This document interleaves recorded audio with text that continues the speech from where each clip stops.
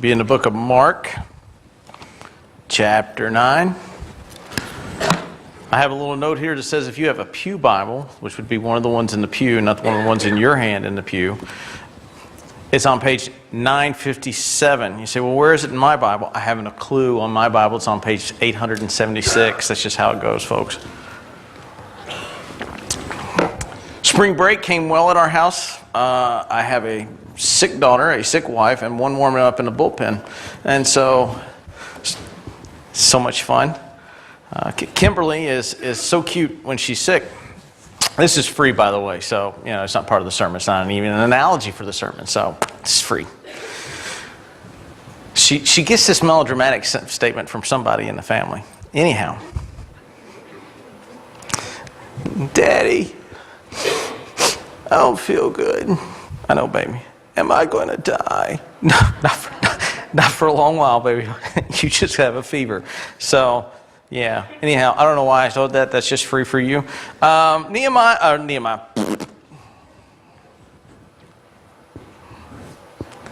Mark chapter 9. And watch out for the floor. It tripped me over there. And half of them, so if it trips me again, we know that the floor is out to get me. Mark chapter 9.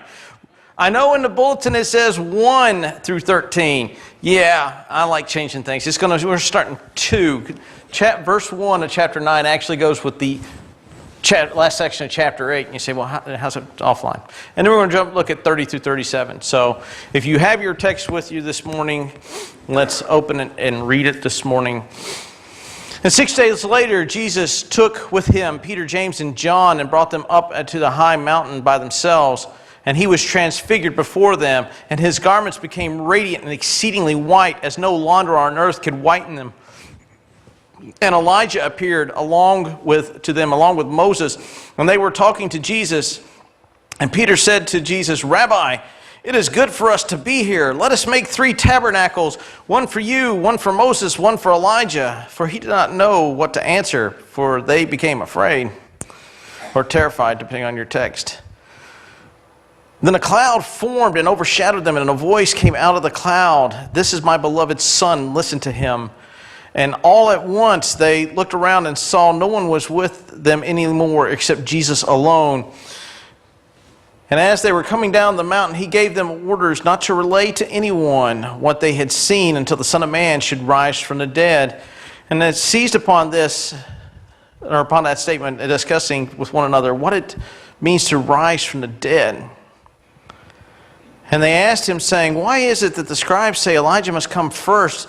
And he said to them, Elijah does come first and restores all things. And yet, how is it written that the Son of Man should suffer many things and be treated with contempt?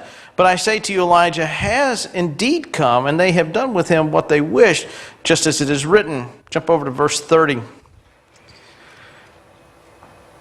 And from there they went out and began to go through Galilee, and he was unwilling that anyone know about it, for he was teaching his disciples and telling them, the Son of Man is to be delivered into the hands of men. They will kill him. And when he has been dead, he will rise 3 days later. But they did not understand this statement, and they were afraid to ask him. All right. Pick up here. This is the passage of the Transfiguration. In the back part of Mark chapter 8, Peter makes his famous quote when Jesus says, who do men say that I am? And Peter goes through and says, well, some say you're John the Baptist, some say you're a prophet of old, some say you're Elijah. Well, who do you say that I am? You are the Christ, you are the Son of God. And then Jesus says, well, the Son of Man is to come and die. And Peter then looks at Jesus and says, hey, Lord, no, you're not going to die. And that's when Jesus makes his famous statement to Peter, get thee behind me, Satan. And so in chapter 8, first part of chapter 9, middle part of chapter 9, Jesus has told his disciples 3 times, I've come to die. And all this is tied into the concept of the Transfiguration. Well, let's look at what's going on here in the Transfiguration to see what the text is trying to demonstrate to us and why this is important for us. 6 days later, verse 2, Jesus took Peter, James, and John, the inner circle, to a high mountain to be transfigured before them. Now the text This story is recorded in Matthew and Luke as well. Luke tells us that they had gone asleep, the three. And so then Jesus becomes transfigured. Well, what does that mean? It means that there was something about him that changed. And some folks jump to say, this is where the God part of Jesus came upon him. This would be more in line with what we would call Arianism, that Jesus was a guy, but he wasn't fully divine. And then you kind of have Jesus come upon him, and then right as Jesus dies upon the cross, Jesus skips town and Christ skips town and let Jesus takes the penalty. It's a common heresy that goes to the lack of the divinity of Christ. But yet you'll see here in a minute that God says, this is my beloved Son. See, there's a group of folks out there that says, well, Jesus is just a man. And then Christ came upon the man and made him the God-man temporarily. And then he leaves the God-man holding the bag. So God doesn't really die on the cross. See how subtle of an attack that is upon the Trinity. And yet, in this passage, we will see again God affirm exactly who the Son is and assert the divinity of the Son with his own statement. But here in the Transfiguration, notice what happens here. He says, his garments became radiant, exceedingly white, as no longer on earth could whiten them. Mark uses very common vernacular, as no longer on earth could whiten them. My wife, and she knows I'm going to say this, so you got nothing on me. And you've all been in here when I say it and she's in here, she got nothing on me. My wife is the stain assassin. There isn't a stain in this world that could go the distance with my wife. She'd take it clean out. Whites, it's just whoosh, gleam. The phraseology is a bleacher. Taking a white cloth and bleaching it to where it's so bright. It's one of the understandings. Matthew makes the statement that Jesus shone as bright as the sun. And so something about his raiment had changed. Something about his form changed to where when they saw him in a more glorified state, that he shone brightly. Now, why is this important? A lot of folks look at the Transfiguration and they see Elijah and Moses there, and they come up with this theory that they are there to encourage Jesus. That Jesus was having another moment of doubt and fear, and so God sends Elijah and Moses to have a conversation, because we're never told what the conversation is between Jesus and the other two. And so Jesus was in a moment of doubt and worry, and so they come alongside to give him a kind of a pep rally and cheer him on. And so then he's transfigured. Well, the problem is, that doesn't fit with what Jesus tells the disciples here in a little bit. Say nothing about this till after the resurrection. After the resurrection. 2 Peter 1, 16 and 18 kind of gives us an understanding of why the Transfiguration is very important for us. Starting in verse 16, for we did not follow cleverly devised tales when we made known to you the power of the coming of the Lord Jesus Christ, but we were eyewitnesses of his majesty. For when he received honor and glory from God the Father, such an utterance as this was made by him, by the beloved majestic glory. This is my beloved Son, in whom I'm well pleased. That's part of the quote out of Matthew chapter 17. The purpose of the Transfiguration is not to bolster Jesus' spirit, but to bring an eyewitness account and validity of who Christ is in the eyewitness account after the resurrection. Notice that Peter here in 2 Peter chapter 1 is saying, we didn't devise cleverly wives' tales. We're not making this up. We saw eyewitness account of the God-man transfigured before us, and the voice of God coming out of the cloud saying, this is my beloved Son. It is designed to be validity of who Christ says he is upon his resurrection, not so that Jesus was having a moment of fear and doubt and needed a pep rally. Why is this important? We have an eyewitness account. We have Peter recording it in the book that he writes over in 1st and 2nd Peter. We have Peter uttering it to Mark as he records it here. We have Matthew recording it, and we have Luke recording it. We have 3 separate authors recording the same event for the purpose of bolstering the claim, to supporting the claim of Christ's divinity and Christ's resurrection. And yet we have a world that will look at this book and with high suspicion. How do you know Jesus is the Christ? How do you know Jesus is really who he says he is? Because he was transfigured, and the disciples saw it, and the disciples testified to the fact that not only was he transfigured, and God said this was his son, but 3 days after his death, he rose again. And yet the skepticism that comes to the historicity of this book, even though it's not a book of history, is nowhere near as applicable to the other texts that we read and take for face value. The same historians that would look at this book and the historical data that you could find from this book and the eyewitness accounts of the disciples in this text would look on this book with great skepticism, but yet read many of the famous historians from the Roman and Greek empires and take them at face value. Why? Because this book is a book of faith. This book has a life-altering message. The others are just words on pages recording the natural events of mankind. This book talks about a Savior who comes and it prophesies about his own death, who tells us here at the Transfiguration, I have come, I will die, I will be dead, I will rise again in 3 days. And in so doing, will bring in and usher in a kingdom unlike what man has seen before. See, what happens is we have a problem as a world, as a people, not we the church, but we as individuals, we as human beings, we look at this text and the skeptic looks at this text and goes, that couldn't happen.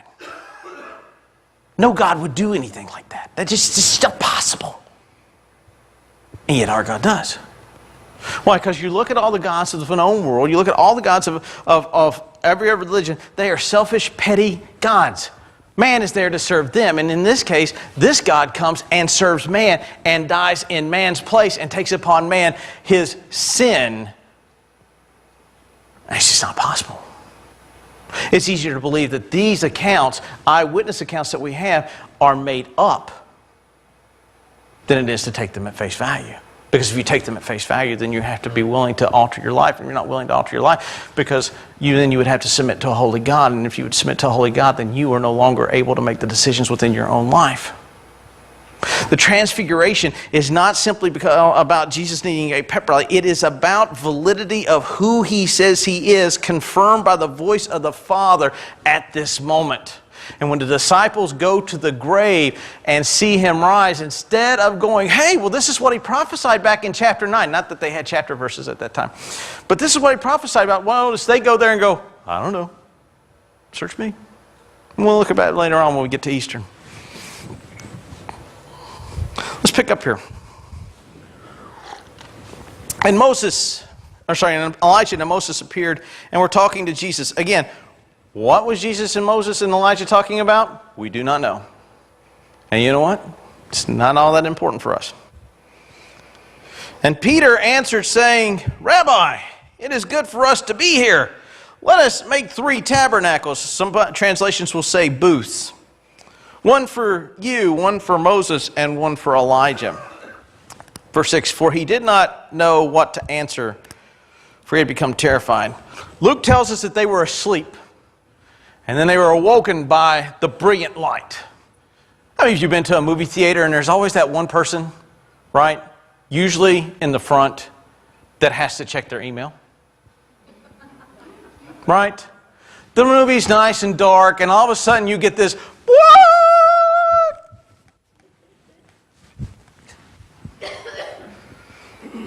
Or your wife gets up in the middle of the night and decides that she needs to see. Not that that happens in our house. But she's not here now, is she? It's kind of like when you're not there for a committee meeting, you typically become the chairman. Just kidding. When you're woken from the sleep by a brilliant light, you're going to be kind of startled. Now, you got to love Peter. Peter is a guy who engages mouth first and brain hours later. Right? Right? Peter's the guy that when he sees Jesus walking on the water says, Lord, let me come out there with you. Okay, so he gets out there and then Peter looks at the storm and goes, what did I just ask to do? Oh my gosh, I'm on water. Save me, Lord, I'm drowning. No, really? Peter's the guy that when he's with the disciples goes, hey, Lord, these other 11, they gonna abandon you. But I'll be right there with you, right up to the end, right? Peter was the guy in chapter 8 that, now this is some guts, comes up to Jesus and goes, hey, you know that dying thing? It's not going to play well with the people. You need to kind of stop that. You know, you're not going to die. Now, why does Peter have that? Why does it? And we'll talk about this here in a minute. I almost got ahead of myself. Peter is a great guy and a great example of what happens when you open your mouth, you will insert foot without engaging your brain. Peter gets up and looks at him and says, hey, Lord, why don't we build some booths for him? Now, why is this the case? This is around the time of the Feast of Tabernacles. We talked about this in Isaiah, or the Feast of Booths, in which they went out in the countryside and they built booths and lived in them according to the time during the Exodus. And Peter's natural assumption, just wanting to say anything, says that. How many of you got the friend that hates the awkward silence? Right? I love the awkward silence part because you just wait for the person in the room to eventually go, anyhow. Right? I used to teach inner city youth, and I'd ask a question, and then you'd look out in the room, and they're all like, and I would just sit there and look at them for as long as it took to get an answer. Peter does not like the awkward silence. So Peter gets up and he then engages mouth. And notice what he does. He, in doing so, equates all three of them as equals. Hey, why don't I build a booth for you, Moses, and Elijah, in an attempt that they will stay longer. Now, why does he say that? Because of any great thing? No, because he was scared and didn't know what to say. Verse 7. Then a cloud formed and overshadowed them, and a voice came out of the cloud saying, this is my beloved Son, listen to him. Matthew records it as, this is my beloved Son with whom I am well pleased. Listen to him. Luke records it as, this is my Son, my chosen one. Listen to him. This is a statement not simply about the mission of what Jesus is doing, but the assertion of who Jesus is. Amazingly, there are people today that would make the assertion that there's only one member of the Trinity who pretends to be the other three. We call it, nowadays, the heresy has taken on a movement called the Jesus-only movement. There's only one God, his name is Jesus, and he acts like the Father, and then he acts like the Son, and then he takes on the role of the Son, and then he acts like the Holy Spirit. It's called modalism. And it's an ancient heresy. There are three persons of the triune God, and yet there is one God. And here in this event, you see two of the members, one in the cloud, speaking, the other one there.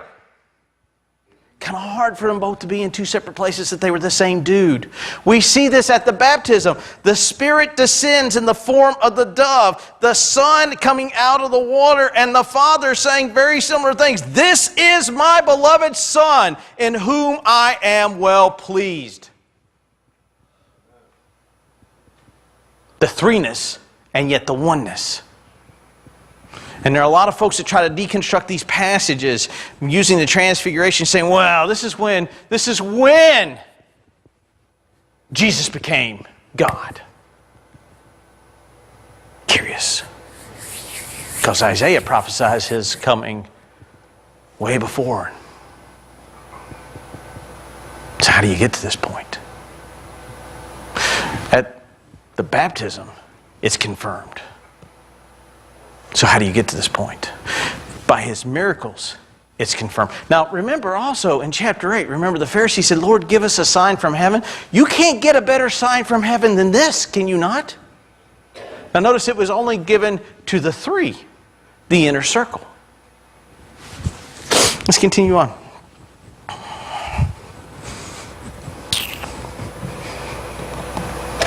And all at once they looked around and saw no one was with them anymore except Jesus alone. And as they were coming down the mountain, he gave orders to not to relate to anyone what they had seen until the Son of Man should rise from the dead. This is what Peter does later on in 2 Peter. And they seized upon this statement, discussing among one another what it means to, or what raising from the dead really means. I find that kind of interesting. That's like asking what the question or what the word is means. Is means what it means. What does rising from the dead mean? Let me contemplate that. What does it mean? What? It's almost like William Shatner is going to be there.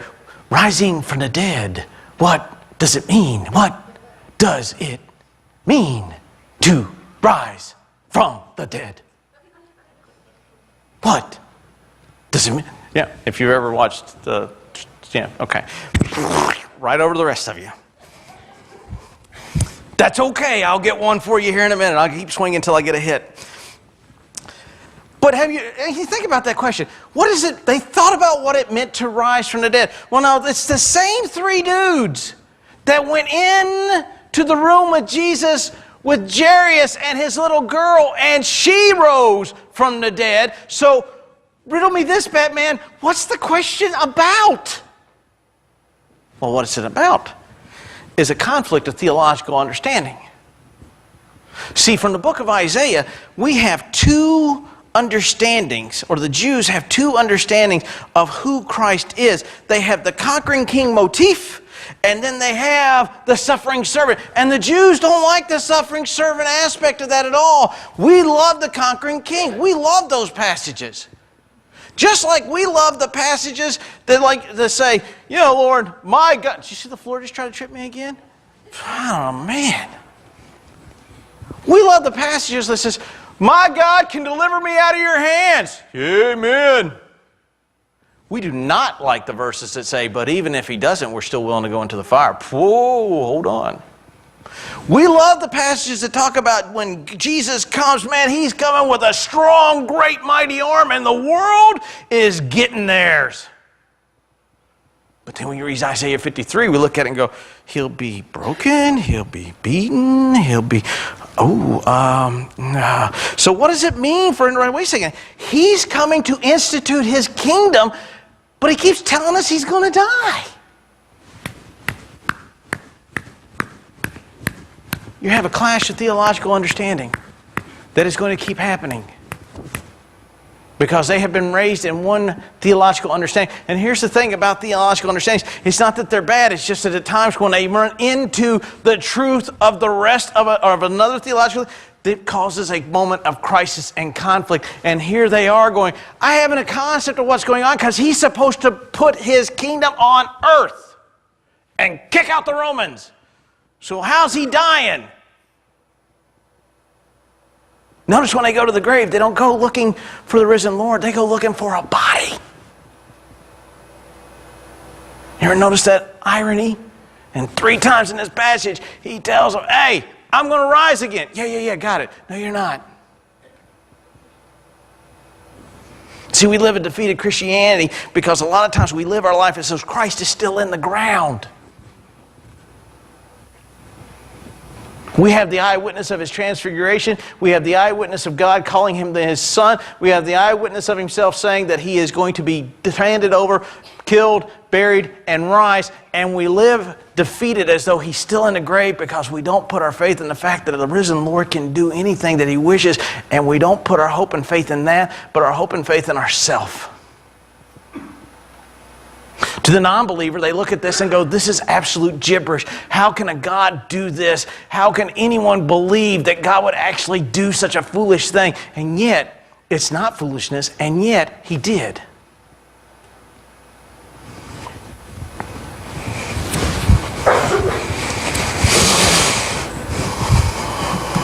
Verse 10. I'm sorry, we already looked at 10. Verse 11. And they asked him, why is it the scribes say that Elijah must come first? And he said to them, Elijah does first come and restore all things. Yet, how is it written that the Son of Man should suffer many things? Notice he didn't go, no, it wasn't the Son of Man shall come and be a strong, mighty arm. He goes to Isaiah 53 immediately. And they're like, well, I don't know. Notice that. Should suffer many things and be treated with contempt. But I say to you that Elijah has indeed come, and they did whatever they wished, just as it was written of him. Who is Elijah in this passage? Who is it? Who is this person? Matthew clues this in for us. Jesus draws the comparison that the Elijah that is being talked about is John the Baptist. John the Baptist, being the forerunner, comes to make straight the path. And notice what happens. Go back to the account of Jesus recording what happens to John the Baptist. John the Baptist was arrested for no other crime than looking at Herod Antipas and saying, the woman that you're married to is your brother's wife and you have no right to be married to her. He is murdered due to the whim of a little girl because of the lust of her stepfather. He did come first. They're coming to get me. I always thought I should preach with sound effects, but that's not what I want to have. But notice, Elijah comes first, and they did whatever they wanted to with him. So what does that mean? They're going to do to the Son of Man the same. He has come to suffer, but we're going to see here in a minute, where this concept is in conflict with one another. Verse 30. From there they went to Galilee. Now this is to all the 12. And from there they began to go through Galilee. And he was unwilling that anyone should know about it. So he doesn't have a crowd with him. For he was teaching his disciples, telling him, the Son of Man is to be delivered into the hands of men. Now you can't get any more clear than these statements. I will be delivered into the hands of men. Period. They will kill him. And when he has been killed, he will rise 3 days later. I will be betrayed. So he's already prophesying that he's going to be betrayed. So we all know one of the 12 is going to do it. I'll be turned over to the sons of men to be killed. I will be killed. But in 3 days, I will rise again. And notice what happens. But they did not understand this statement. And were afraid to ask. And folks, they don't understand this statement until after the resurrection, which is why they don't fully understand the purpose of the transfiguration until after his death. Notice that Peter makes it quite clear. We saw and beheld the majesty of his glory. It's not idle words. It's not the words of a cult. It's not the words of a false religion. We beheld it. 3 eyewitnesses saw it. By the way, you know what it takes to have a claim filed against an elder in a church? The witness of how many? 3. Typical Jewish understanding. An eyewitness of 3. 3 men beheld it. Peter says, and it wasn't for the purpose so we can mislead you, but for the purpose to demonstrate what God has done for you. And yet, before then, they hear this and they go, wait a second, he can't die. He's got to ascend. He's got to be in charge. Isaiah 9 through 11 tells us this. Isaiah 42 tells us this. Isaiah 42 also says that he's a bruised reed. We don't like that part of Isaiah 42, so we just won't read that part. And we certainly don't like Isaiah 53, so we don't know what to do with that part. And we'll put it over here. And notice that the conflict between the two theologies is beginning to grow. And they don't understand until after the resurrection. And they really don't even understand after the resurrection because, again, notice when they go to the grave, what do they go to do? See a dead body. See, the interesting thing about our religion is we are the only one where our deity is not in the grave. We can go to Mecca and see where their guy's at. We can go everywhere else in the world. And yet the hard thing to believe about this text is that a deity would send his son, who is also deity, into this world, and that he would take upon himself the form of man, and that he would allow himself, notice this, that God would allow himself to be handed over, killed, to rise again. And we look at this and say, that is absolutely impossible. And to the carnal mind, it is absolute craziness. But to the mind that knows Jesus Christ, knows exactly the truth of this account. That our God willingly went before the Pharisees, went before Pilate, went and was nailed to a tree to become cursed for us, to be put in the ground, to rise again on the third day, so that we can have a restored relationship with the Father. To the untrained mind is foolishness. To the believer is truth. The transfiguration is going to help validate what Jesus is telling the disciples, and then is going to be utilized as eyewitness testimony, which you have in Mark, Matthew, Luke, and 2 Peter. And yet, for the world, it's foolishness. And for the disciples, was moments of debate because it clashed against a theological understanding.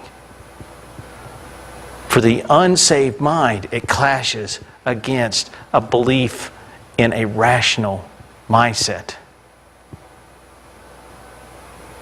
But doesn't alter the fact that it is still true nonetheless.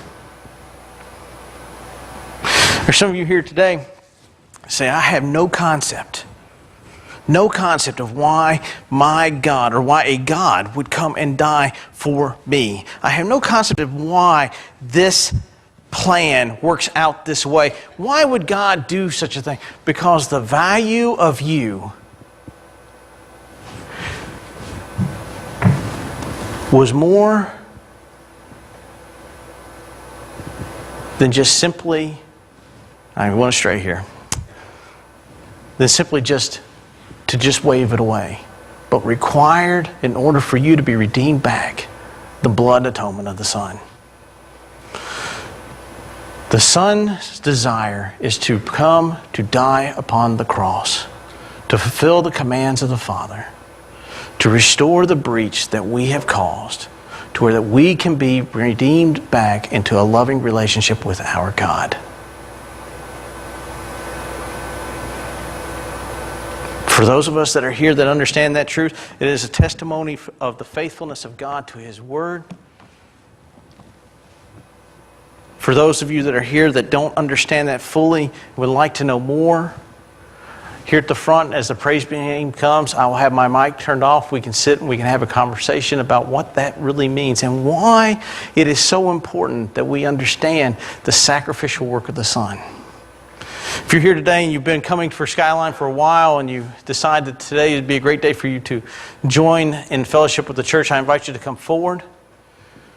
As the praise team comes to sing, I will turn.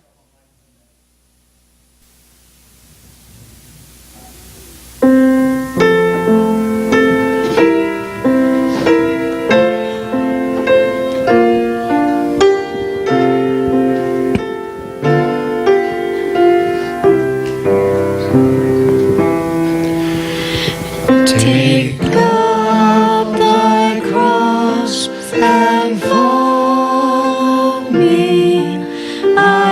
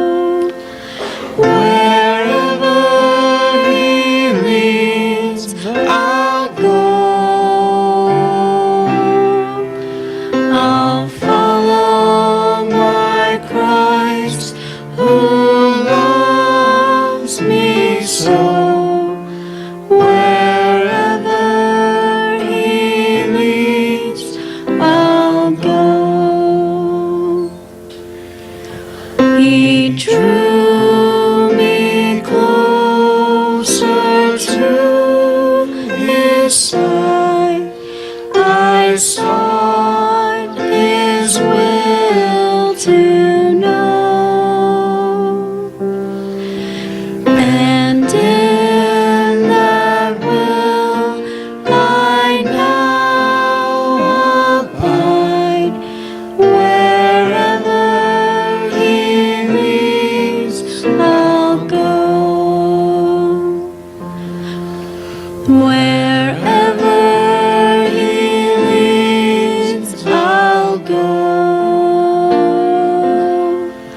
Wherever He leads, I'll go. I'll follow my Christ who loves me so. Wherever He leads, I'll go.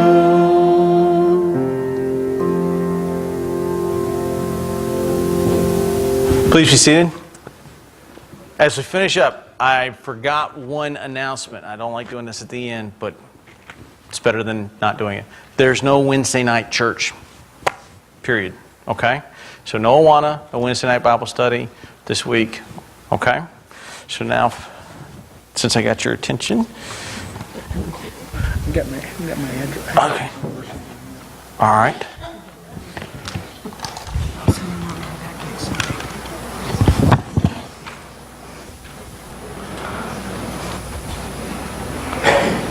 There we go. All right, folks, please stand. Go ahead and stand right here. We have Christopher and Kimberly Whittington, correct? And they are coming on statement of faith to join Skyline Baptist Church. All in favor? There we go.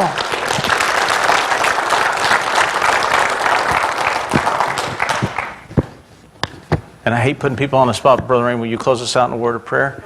In a moment when Raymond is finishing, if you guys will come by and greet Kim and Chris and welcome them into the body of Christ, that would be wonderful and great. So at this time, Brother Raymond, if you close us out.